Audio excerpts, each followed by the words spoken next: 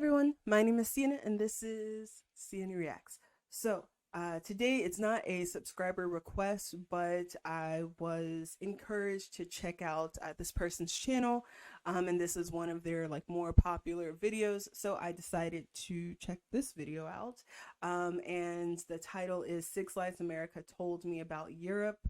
I'm gonna be honest, we don't really if you can't tell, one, I'm American, and two, we don't really talk about other countries. So I'm interested to see what the lies are, because when people say "Oh, America is very America focused," it's not an exaggeration.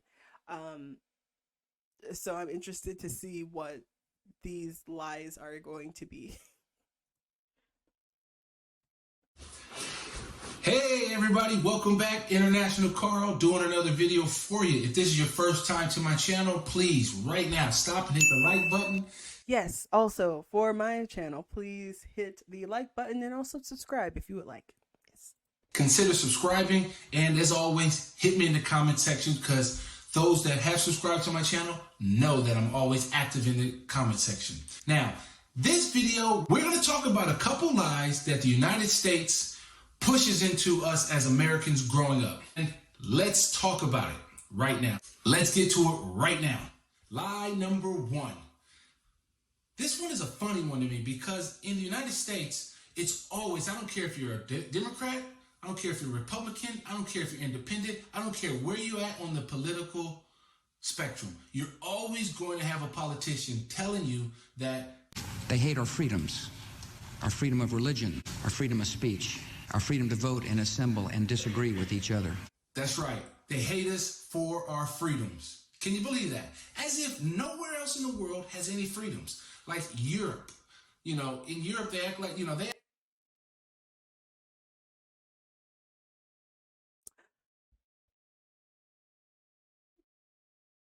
What? like Bush was literally talking about the Taliban and stuff like that. But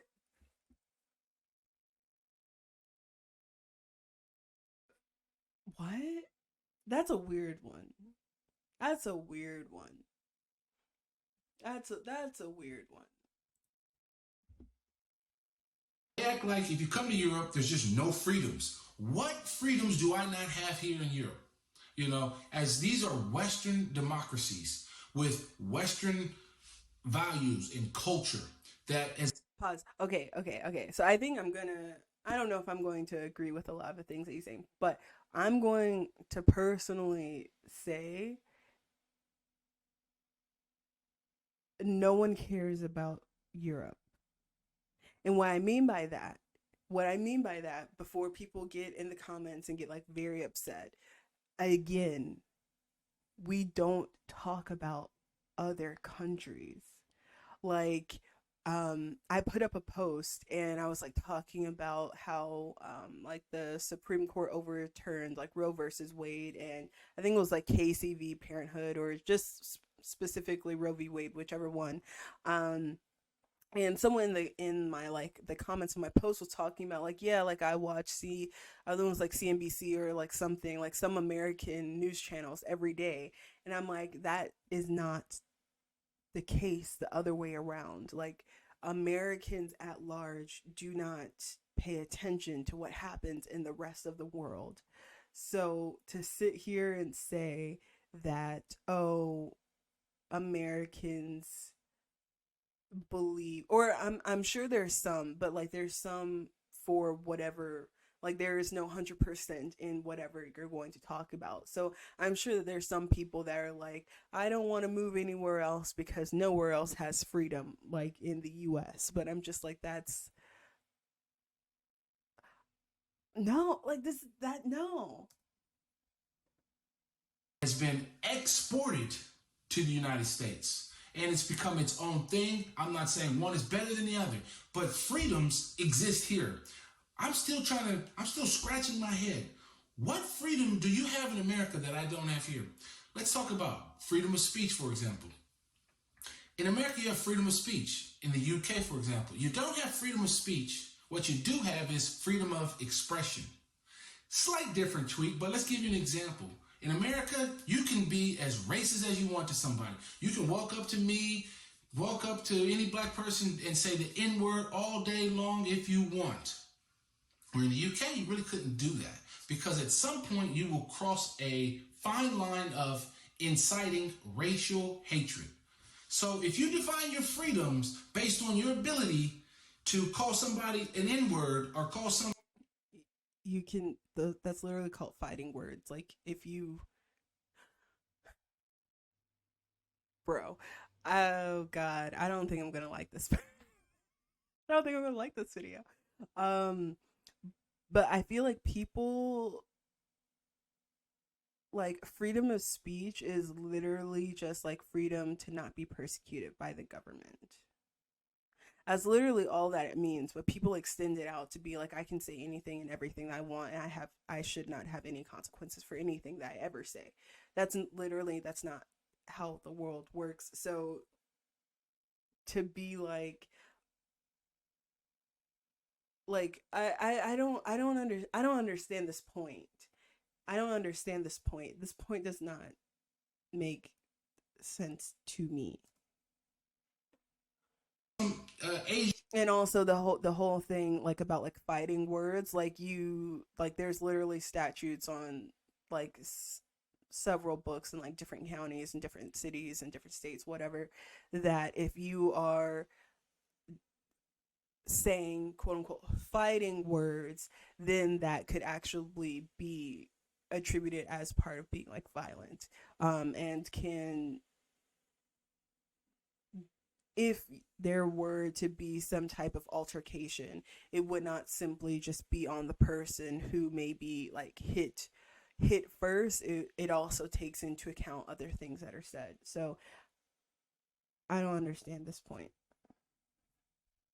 Asian American, some type of offensive word, by all means, you can have that freedom. I don't need that freedom. But other people in America talk about it like freedom for guns. Ooh, guns, guns, guns. They want to take your guns. Well, let's see. Here in the UK, can you have guns? Yes. Can you have a rifle? Yes. Can you have a handgun? Yes. What does the Second Amendment say in the United States? It's highly regulated. So what is it here in the UK? It's a highly regulated militia. That's you're only saying half of it. But Guess what? It's who recommended me? No. highly regulated.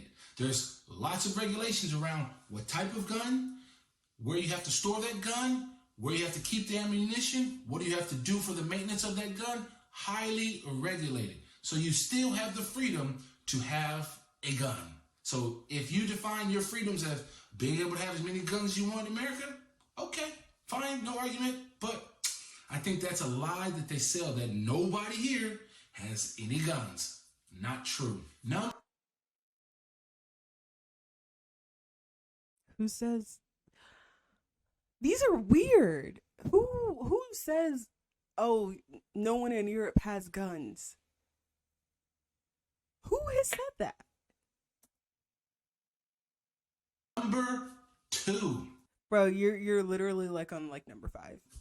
Social housing is a bad thing. It's something that you're supposed to segregate from the rest of the population. So, for example, in America, especially in LA where I'm from, or Southern California where I'm from, social housing, Section 8. Well, that's usually in a separate side of the city, not being seen. I don't even know where it's at because where I grew up was nothing but beautiful homes, single family homes, no social housing.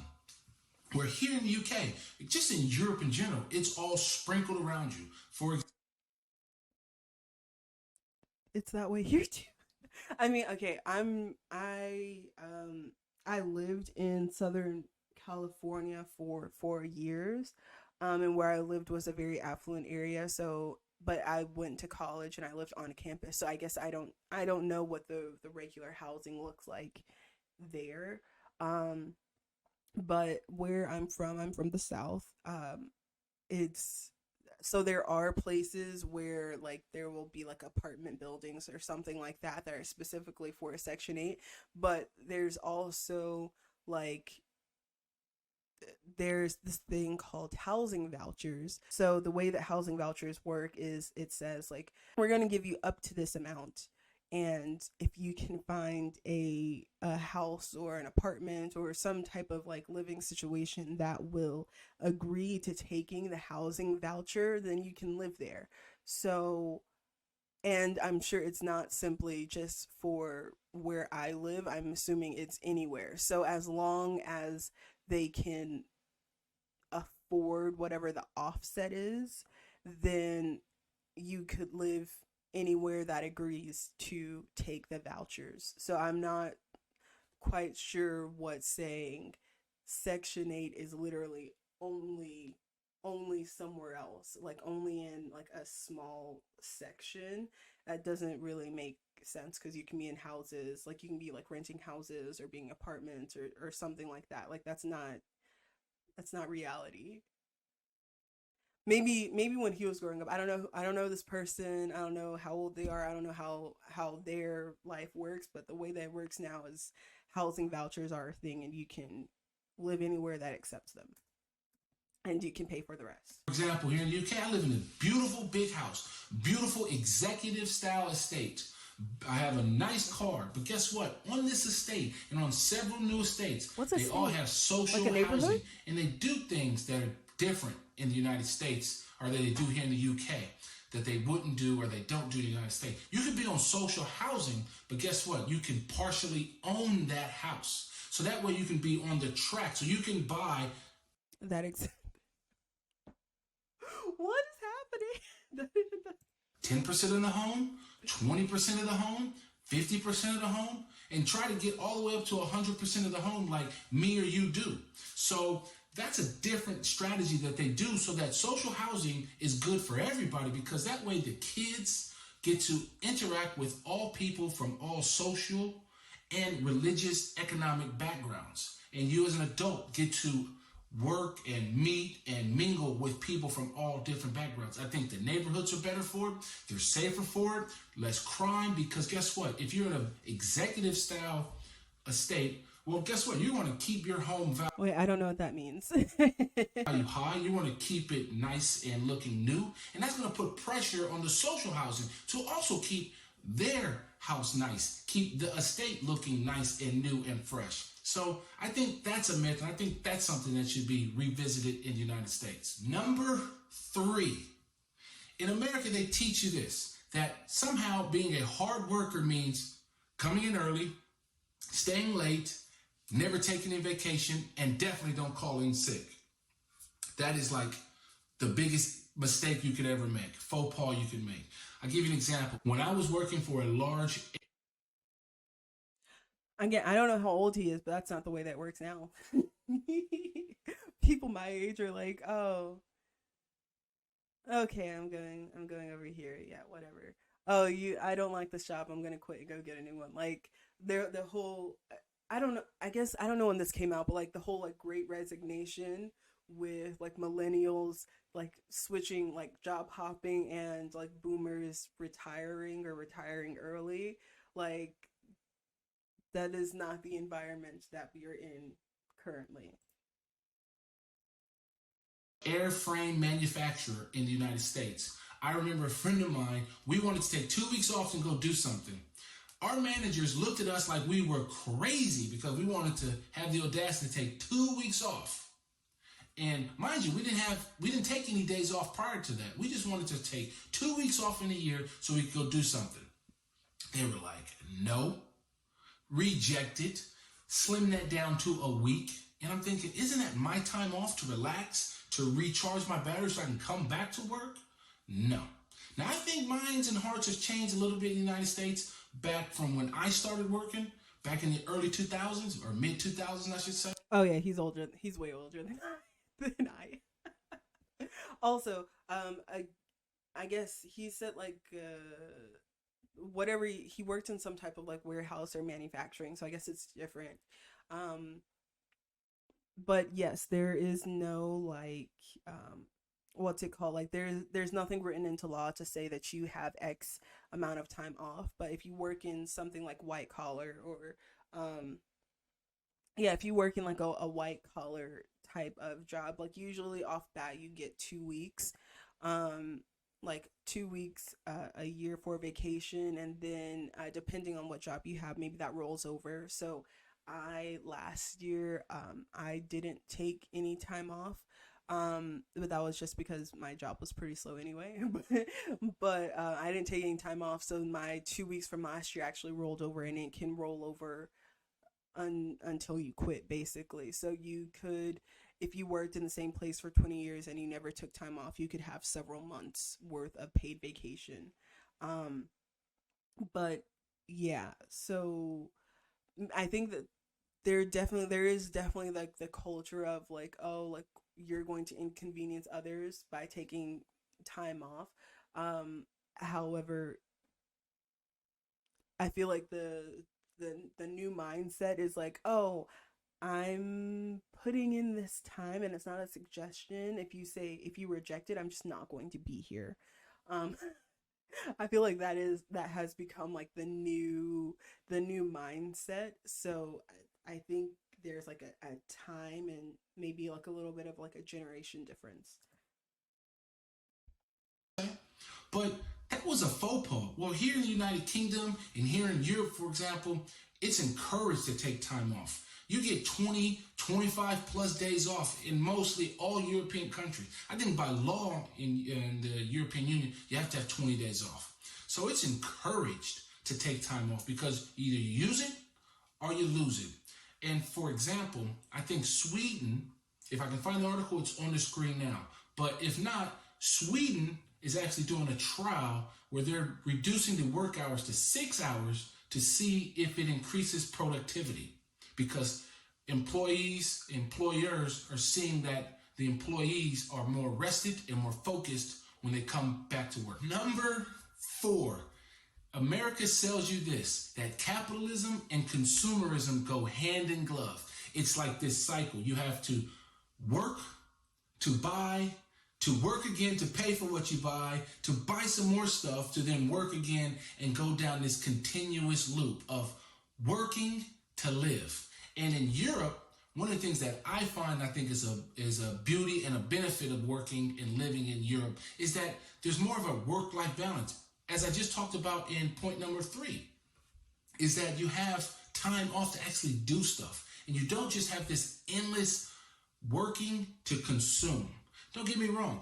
We go on vacation, so we're consuming what I would call, we are consuming experiences, but we don't live to work, we work to live. And that is a benefit of living in Europe, and I think that is great, and I think the U.S. I can agree with that one. So far, I've been like, with all of them, but this one I can agree with. sells a lie to its people by telling them that you have to work hard to then buy stuff and never do anything. I don't know if I agree with that last point. I don't think it's like you have to work to buy stuff and not do anything. I think it's part of like the consumerism in that to be able to show what class I am, to be able to show how much money I make, I need to buy all of these things to present how wealthy I am. So I need to have like the newest car, I need to have these new shoes, I need to have the newest phone, like that type of thing. Like that I feel like is like the consumerism that we have in trying to show what class we are or want to be, whatever, because it's not always the same. And rather than like I just need to buy. I need to buy to buy.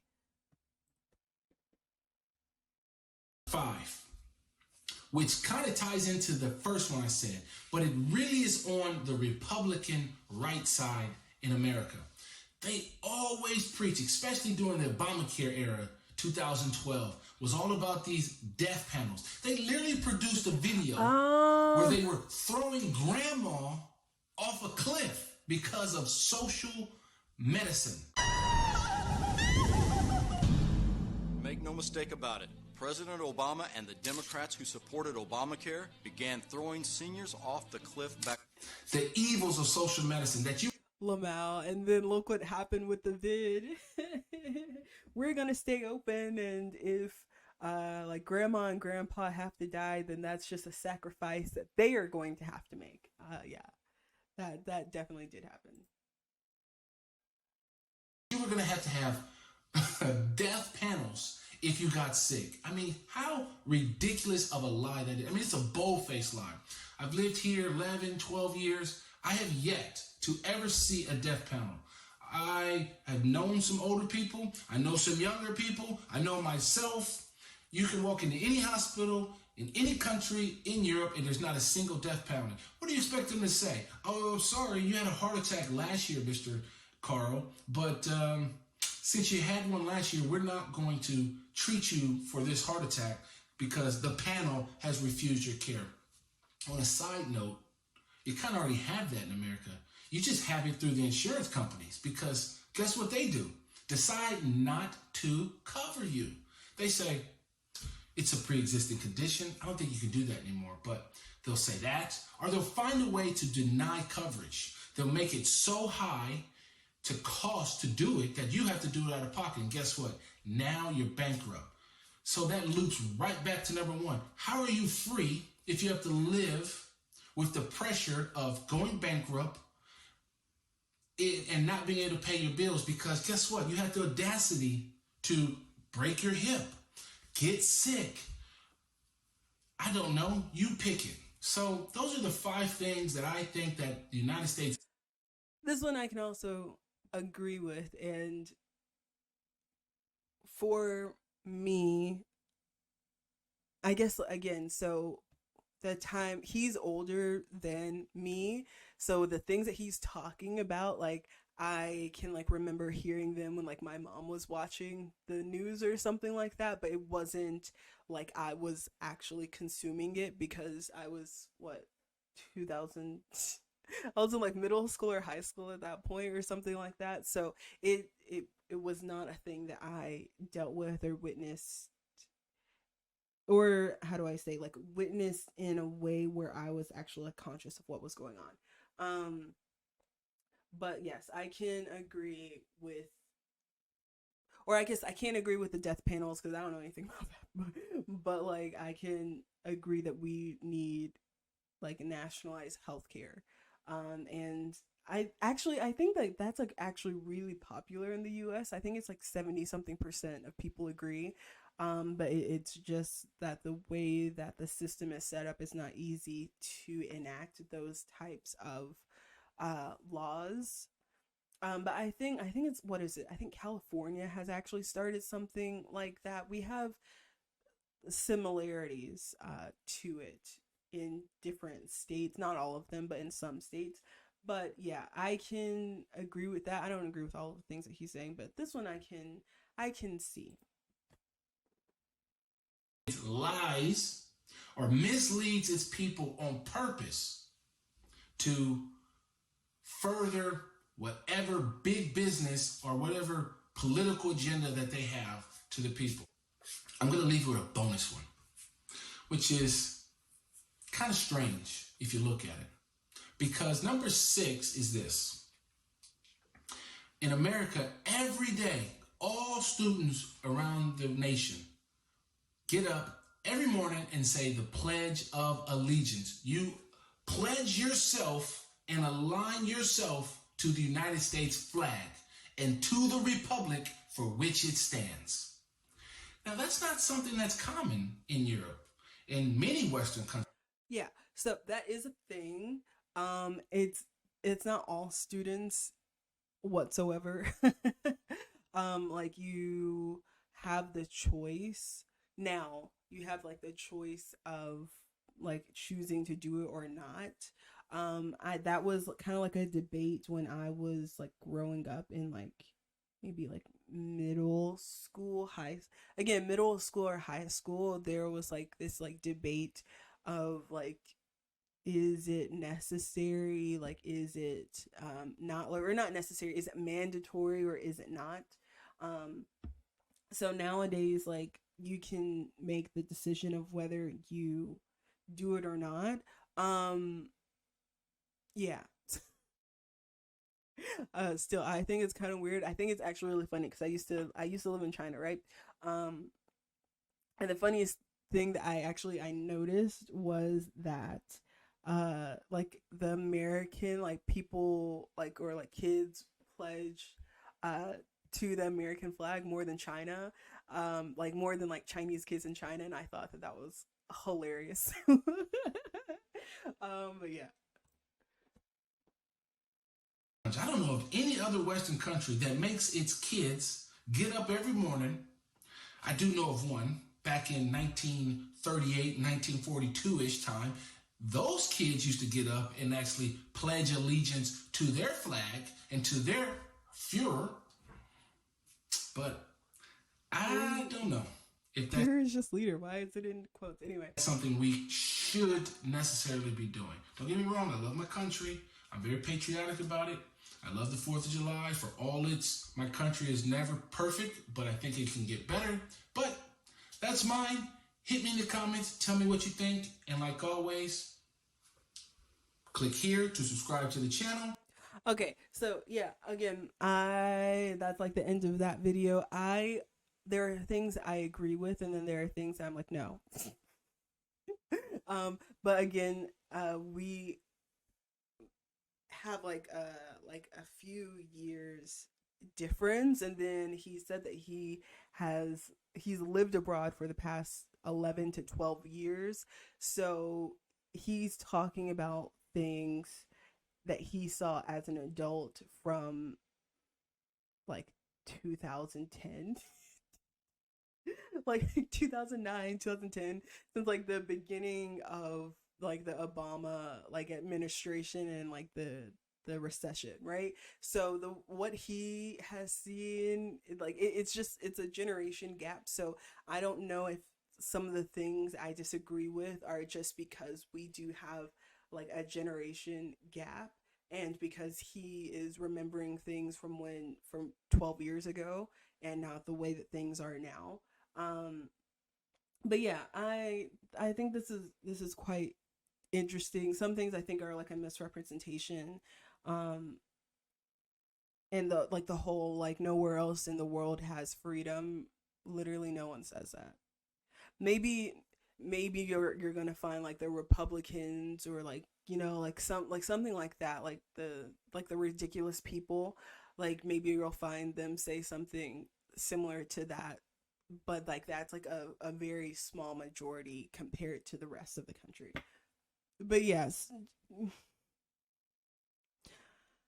I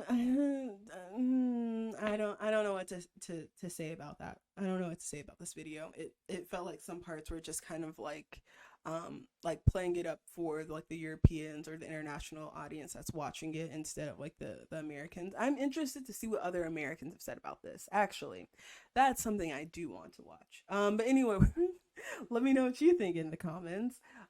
Please like, comment, and subscribe if you would like to. And we're gonna go ahead. Let's end it here. Okay, so bye bye.